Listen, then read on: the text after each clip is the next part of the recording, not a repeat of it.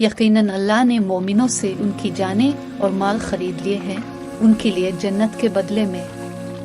अब वो अल्लाह की राह में अमन के अजीम मकसद के लिए लड़ते हैं, बस वो जंग के दौरान मारते हैं और खुद भी मारे जाते हैं। तौरात, इंजील और कुरान में अल्लाह ने पुख्ता वदा को अपने ऊपर एक अजीम जिम्मेदारी के तौर पर लिया है, और अल्लाह से बढ़कर अपने वादे का सच्चा कौन है। बस ईमान वाल्व अपने इस सौदे पर खुश हो जाओ जिसके बदले तुमने अपनी जान और माल बेच डाले। ये एक बहुत बड़ी कामयाबी है।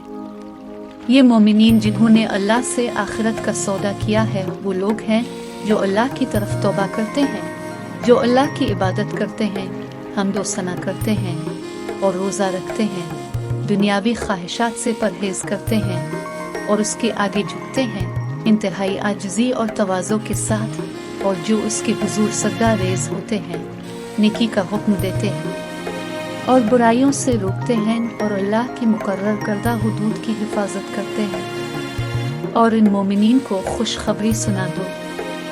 हज़रत अली रज़ी अल्लाह अन्हु से रवायत है कि हज़रत मोहम्मद सल्लल्लाहु अलैहि वसल्लम ने फरमाया कि ईमान के 4 अहम तकाज़े हैं।